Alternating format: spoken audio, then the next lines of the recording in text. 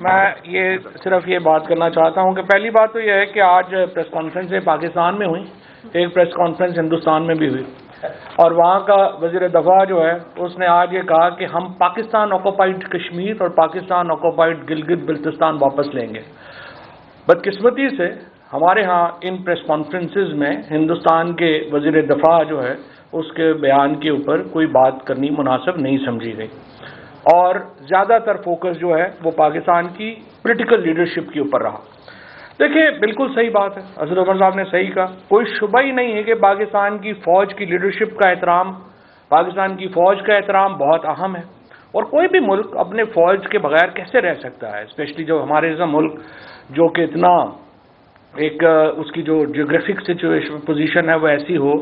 فوج ہم سے زیادہ فوج کو کون عشق کرتا ہوگا؟ ہم لوگ تو جیلوں میں روز اپنے بچوں کی جو شہید ہیں ہم ان کو دفناتے ہیں، ہم سے زیادہ دکھ کس کا؟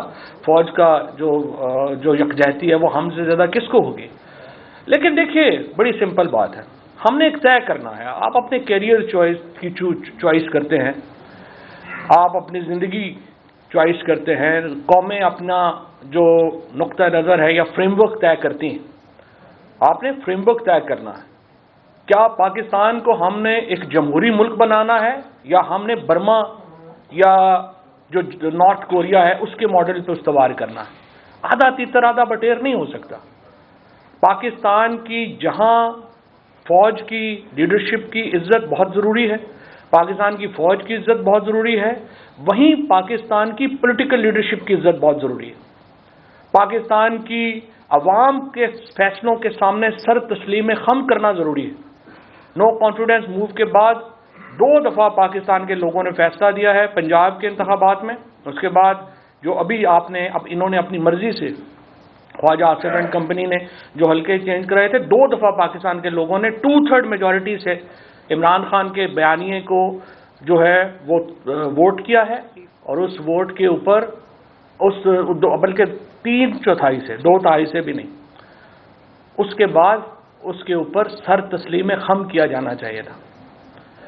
میں جو آج ISPR کی جو ہوئی ہے پریس بریفنگ، اس پہ کافی سچی بات یہ ہے کہ دھچکا پہنچا ہے۔ دیکھیں نا، خواجہ آصف کی پریس کانفرنس ہوتی ہے، رانا ثناء اللہ کی ہوتی ہے، ہم پولیٹیکل پارٹی، ہم ایک دوسرے کو جواب دے سکتے ہیں، ان کو بھی دے سکتے ہیں، لیکن ہم اداروں کی پریس کانفرنسز کا جواب تو نہیں دے سکتے، نہ ہی ان کو دینا چاہیے۔ یہ احترام کا، عزت کا تعلق جو ہے یہ برقرار رہنا چاہیے۔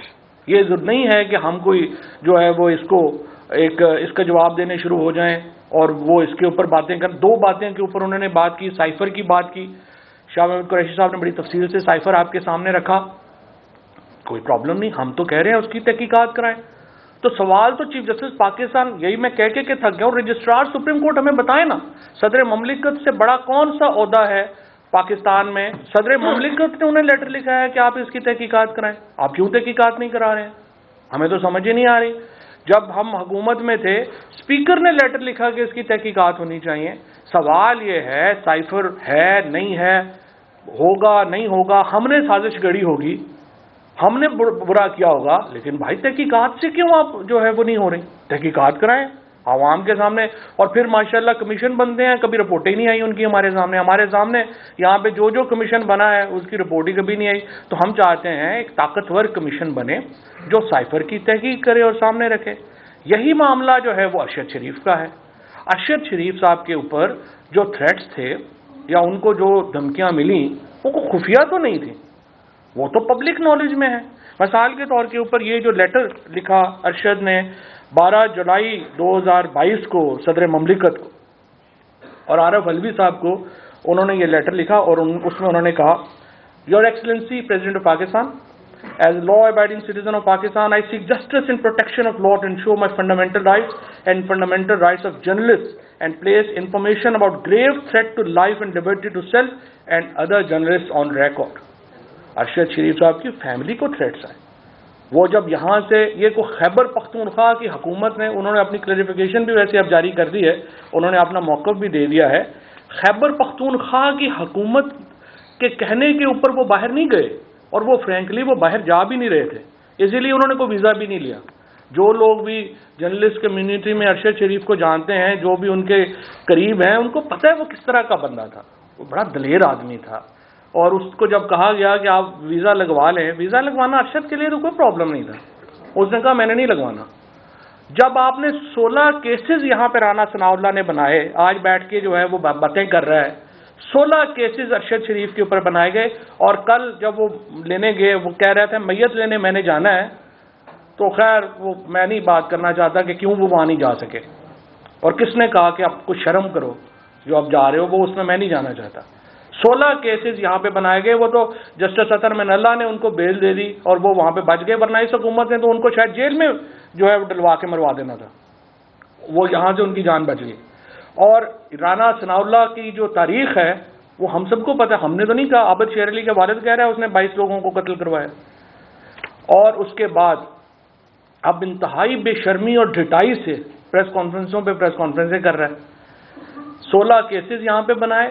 اور جب یہ گئے ارشد شریف، تو عمران خان نے جب ان کو کہا، عمران خان صاحب نے مجھے خود بتایا کہ انہوں نے کہا کہ تم چلے جاؤ، تو انہوں نے جانے سے انکار کر دیا. ارشد بعد میں جب گئے، جب ان کو پاکستان میں بولنے ہی نہیں دیا جا رہا تھا، ان کے اوپر بین لگ گیا تھا کہ کسی ٹی وی پہ نہیں آنا، کچھ نہیں کرنا، وہ صرف بولنے کے لیے باہر گیا، وہ جان بچانے کے لیے باہر نہیں گیا. اس کو تو پتا تھا باہر اور اندر کا کیا مسئلہ ہے، یہاں پہ کیا پرابلم ہے. تو اس لیے پہلی بات تو یہ ہے کہ ارشد شریف کے اوپر جو ISPR نے آج بات کی بڑی خوشائند ہے. انہوں نے کہا ہے تحقیقات ہونی چاہیے، اور اس کے ساتھ انہوں نے جو ایک اور بات کہی ہے، انہوں نے کہا کہ جو UN کے تحت یا انٹرنیشنل جو باڈیز ہیں اس کے جو ایکسپرٹس ہیں، لوگ ہیں، ان کو شامل کیا جانا چاہیے. یہ بڑی اچھی بات ہے. دیکھیے اس میں 3 ممالک شامل ہیں. پاکستان کے اندر تو یہی تحقیق ہوگی نا کہ پاکستان سے باہر بھیجے انہیں کیوں جانے پہ مجبور ہوئے. جو زیادہ تر لوگوں کو پہلے ہی پتہ ہے کیوں مجبور ہوئے، کس نے کہا، کیسے ہوا، یہ کوئی راز نہیں ہے. اس کے بعد UAE سے انہیں جانے کے لیے کہا گیا یا نہیں کہا گیا، ظاہر ہے اس کے لیے UAE کی ہمیں جو ہے وہ چاہیے جورسڈکشن. اس کے بعد کینیا میں جو وہاں پہنچے اور وہاں پہ جو ان کی شہادت ہوئی ہے، اس کے لیے کینیا کی جورسڈکشن چاہیے. تو آپ کو 3 ملکوں کی جورسڈکشن جو ہے وہ چاہیے، جس کے لیے ایک انٹرنیشنل پروب ہونا، انٹرنیشنل انویسٹیگیشن ہونا بہت جو ہے وہ ضروری ہے. اسی طریقے سے میں یہ سمجھتا ہوں کہ جو دیکھیے جو ہمارا لانگ مارچ کا معاملہ ہے، یا یہ معاملہ ہے کہ ہم نے جو اپنی ہماری پولیٹیکل سٹرگل ہے، یہ ہمارا فنڈامنٹل رائٹ ہے. اگر آپ احتجاج کا حق ختم کر دیتے ہیں، آپ جمہوریت ختم کر دیتے ہیں. پھر آپ جمہوریت نہیں، آپ کہیں کہ نہیں جی پاکستان میں جمہوریت نہیں ہے، ہم کوئی اور سسٹم جو ہے وہ لانا چاہتے ہیں. لیکن اگر جمہوریت ہے تو پھر دیکھیں یہ نہیں ہو سکتا کہ پاکستان کے لوگ کوئی اور فیصلہ کریں اور ہماری اشرافیہ کوئی اور فیصلہ کرے. یہ جو بلاول بھٹو جب یہاں پہ لاہور میں آتا ہے تو اس کا ورژن اور ہو جاتا ہے، اسلام آباد پہنچتا ہے، پتہ لگتا ہے میرے کیس لگے ہوئے ہیں. ابو بتاتے ہیں کہ بیٹا یہ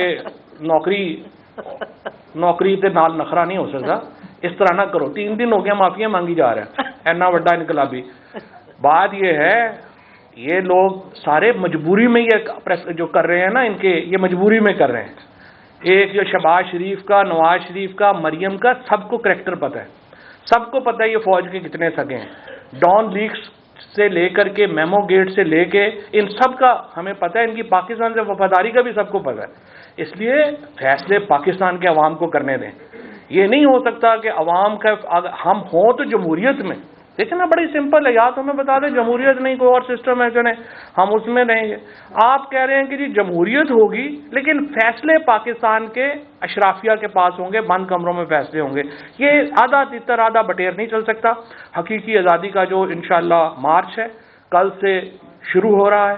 پاکستان کے عوام اس مارچ میں ایک دفعہ پھر یہ ثابت کریں گے کہ وہ پاکستان میں جمہوریت کے ساتھ کھڑے ہیں، شخصی آزادیوں کے ساتھ کھڑے ہیں. پاکستان کا مستقبل ایک جمہوری ملک کا ہے. پاکستان کا مستقبل شخصی آزادیوں کے اوپر ہے، جہاں پہ آزادی اظہار رائے کی آزادی ہوگی، جہاں پہ ہر شخص کو بات کرنے کی آزادی ہوگی، اور وہ غائب نہیں ہو جائے گا، وہ قتل نہیں ہو جائے گا، اس کو مار نہیں دیا جائے گا. یہ وہ پاکستان ہے جس کی سٹرگل ہے، اور انشاءاللہ کل سے اس جدوجہد کا آخری فیز شروع ہوگا. شریک